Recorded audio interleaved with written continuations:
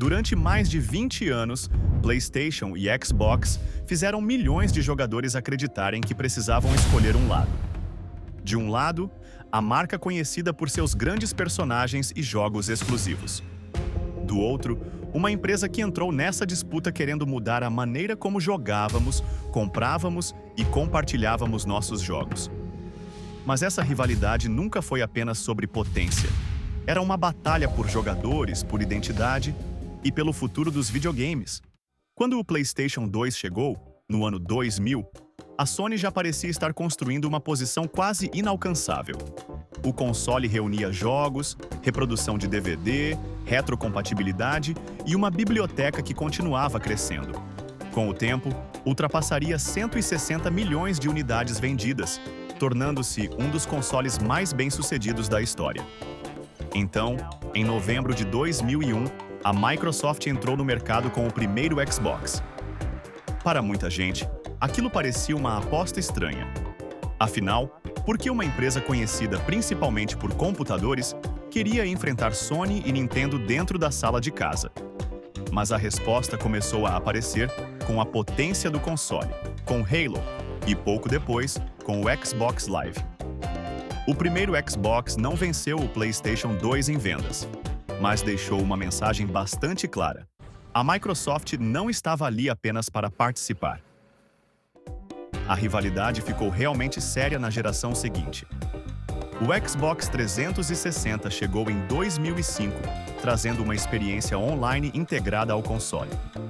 Perfis, mensagens, partidas online, marketplace e uma comunidade conectada fizeram o Xbox Live parecer muito à frente do seu tempo.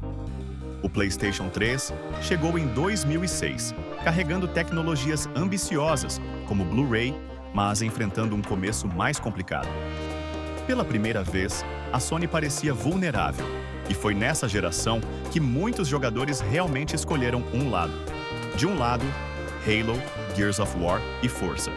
Do outro, God of War, Gran Turismo, Uncharted e, mais tarde, The Last of Us. Talvez você se lembre dessa época.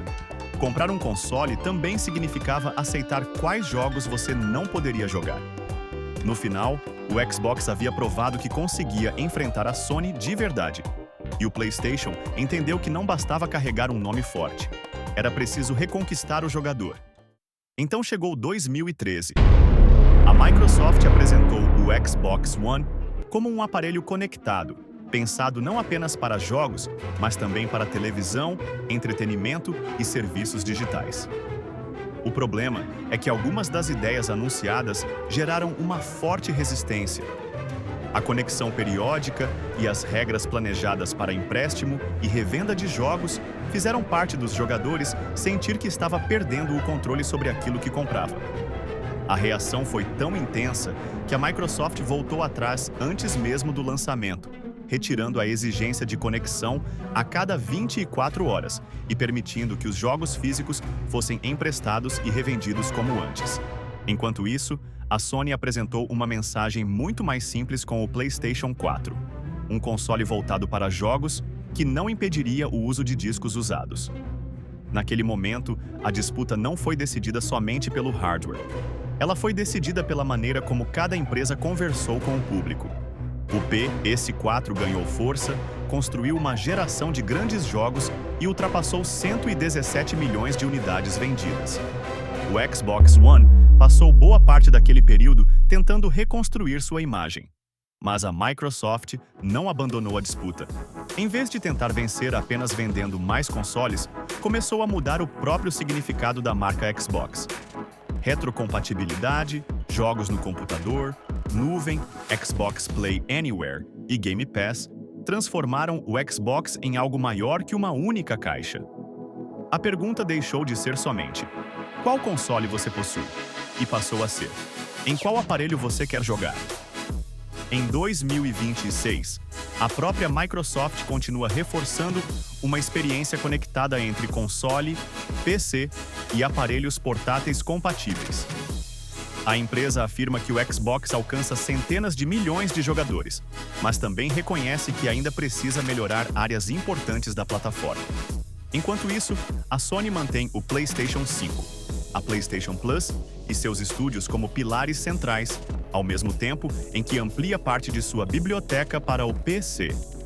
As duas marcas começaram a atravessar fronteiras que antes separavam completamente seus públicos. E é aqui que essa rivalidade fica mais interessante. Durante anos, PlayStation e Xbox lutaram para colocar uma caixa diferente embaixo da sua televisão. Hoje, elas parecem disputar algo ainda mais valioso: o seu tempo. O PlayStation carrega a força de uma plataforma consolidada, de uma enorme comunidade e de jogos que ainda fazem muitas pessoas desejarem o console para viver experiências específicas. O Xbox tenta estar presente em mais aparelhos, conectar console e computador e transformar sua biblioteca em algo que acompanha o jogador. Uma marca mantém o console como uma parte central da experiência. A outra tenta fazer o Xbox existir, até mesmo quando o jogador não está diante de um Xbox tradicional. Talvez elas já nem estejam tentando vencer exatamente a mesma batalha. Então, quem venceu essa rivalidade? Se a resposta estiver apenas nas vendas de consoles, o PlayStation construiu a trajetória mais dominante.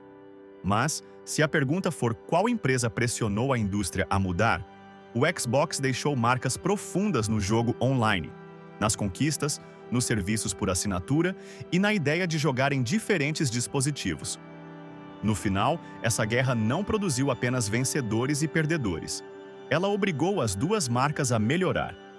E talvez a maior ironia seja esta: depois de mais de 2 décadas tentando convencer o jogador a escolher um lado, PlayStation e Xbox estão entrando em uma era na qual essa escolha pode importar cada vez menos. Mas eu quero saber de você. Em qual lado dessa rivalidade você cresceu? PlayStation ou Xbox?